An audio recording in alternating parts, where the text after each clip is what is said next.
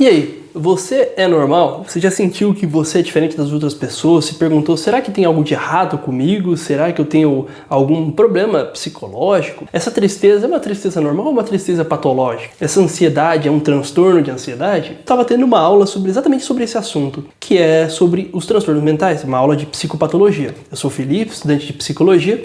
Essa aula me surpreendeu bastante porque eu descobri que, na verdade, existem várias visões sobre o que é saúde mental e o que é doença mental. Por exemplo, existe uma visão que ela é a estatística. A visão estatística diz que o normal é o que a maioria das pessoas faz, o que é comum. Então, se você é meio esquisito, você está errado. Você tem um problema psicológico. Mas essa é uma visão um pouco estranha. Afinal de contas, tudo que a sociedade faz é correto mentalmente, é certo, é bom. A média das pessoas de cigarros é maior que zero. Então, o saudável seria fumar mais que 0 cigarros? Essa perspectiva parece um pouco equivocada. A maioria das pessoas passa muito tempo nas redes sociais. Será que passar bastante tempo nas redes sociais é o saudável? E quem fica sem redes sociais é o estranho da história? Então, essa perspectiva parece um pouco furada ao meu ver. Então, talvez você já tenha se sentido muito diferente das outras pessoas, muito esquisito. Mas isso não significa que tenha algo de errado com você só porque você é diferente. A diferença nem sempre é um problema. Você pode analisar, quais diferenças você sente na sua vida em relação aos outros, se isso realmente é problemático. E aí você separa o que realmente é do que não é. E o que for, aí você pode trabalhar essas questões. Você tem aquela definição da OMS também, da saúde mental. A Organização Mundial de Saúde diz que a definição é o completo bem-estar físico, mental e social. Mas essa definição aqui, ela é absurda. Então, às vezes a gente coloca assim na nossa cabeça que ser normal, ser bom da cabeça, é você não ter problemas, é você ser perfeito, é você não ter nenhuma ansiedade, nenhuma depressão, mas esses sentimentos são humanos e são normais. Então também, se você passa por isso, não se preocupe tanto. Perspectiva funcional é um pouquinho mais interessante. Ela diz que o problema é quando isso começa a causar prejuízos para a sua pessoa ou para as outras pessoas. Se você está percebendo que isso está atrapalhando a sua vida, aí sim é o momento de procurar um profissional de saúde. Existe a perspectiva subjetiva. Ela diz assim, se você sente que isso é um problema na sua vida, então isso é um problema na sua vida. Mas se você sente que tá tudo bem, então tá tudo bem. O lado bom dessa definição de doença e saúde mental é que ela te respeita bastante. O lado ruim é que às vezes você está causando problemas para outras pessoas e simplesmente dizer, mas eu não preciso de ajuda. Que muitas pessoas que precisam de ajuda não acreditam que precisam, Então, eu acho que é uma definição um pouco falha. Existe um pessoal mais filosófico que tenta definir a saúde mental ou doença mental a partir da liberdade. Qual que é a ideia? Você ter consciência de quais escolhas você tem na sua vida e você tem consciência do que é que você quer. Se você segue um caminho, mas você sabe que tem outros, tudo bem. O problema é quando você se coloca em uma posição ali rígida, engessada, você acha que só pode fazer aquilo, se vê fadado àquele estilo de vida e não consegue escolher um outro estilo de vida alternativo. Então, a perspectiva mais da liberdade seria essa, a saúde mental como liberdade. Então, por exemplo, se você tem vícios e você não consegue largar eles, a sua liberdade ela está afetada. Então, seria um momento de você procurar ajuda. Se você tem traços de personalidade que você gostaria de mudar, mas se vê obrigado a ter eles e se vê agindo no automático, então aí seria o momento de buscar a terapia para que você possa ampliar as suas possibilidades de vida, de existência. Essa é a proposta existencialista.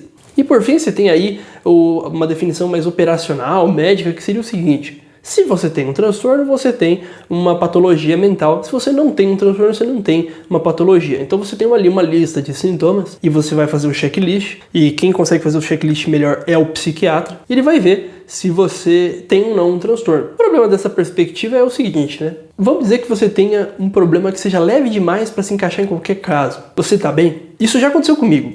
Eu tinha sinais de depressão e sinais de ansiedade, mas eles eram fraquinhos e eu não conseguia me encaixar em nenhum dos diagnósticos. E aí a psiquiatria inventou ali um diagnóstico intermediário para tentar me encaixar, não só para mim, mas para outras pessoas que passam por isso, que é o transtorno misto ansioso-depressivo. Eu não me senti representado por aquilo, eu senti que foi uma categoria meio arbitrária que eles criaram para me colocar ali, mas aquilo não explicava a minha situação.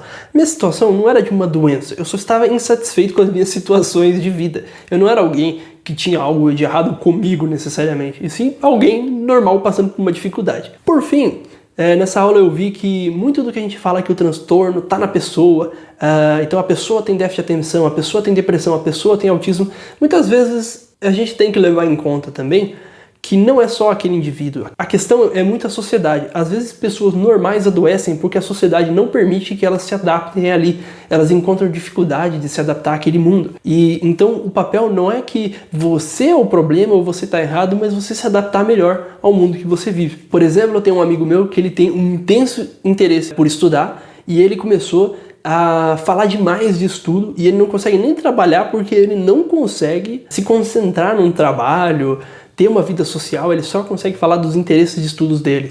Então ele tem ali uma suspeita de autismo, uma suspeita de déficit de atenção. E eu no começo tentei incentivar ele a trabalhar, tentei incentivar ele a ter relações sociais e nada funcionava, ele parecia não melhorar nesses aspectos. Até que um dia eu percebi que talvez o ponto ali é que ele seja um grande pensador, um grande filósofo, um grande poeta, e eu incentivei que ele começasse a escrever. Hoje o cara está escrevendo sobre fenomenologia existencial, um assunto complicado pra caramba, citando autores como Gadamer, citando autores como Schleiermacher. Eu não tentei normalizá-la, mas tentei explorar quais eram os potenciais, e talvez você tenha potenciais também que você acha que são um problema. Ah, mas eu gosto muito de estudar, eu também gosto de estudar, então você pode explorar esse seu potencial, mais ou menos que nem na história do Patinho Feio, que ele considerava ser diferente um problema, mas na verdade ele apenas tinha um potencial diferente das outras pessoas que precisava ser desenvolvido. Bom, por fim, eu não quero dizer que não existem problemas mentais, que não existem transtornos, só quero dizer, não fique aí se achando tão estranho, porque quando você coloca na cabeça que você é muito estranho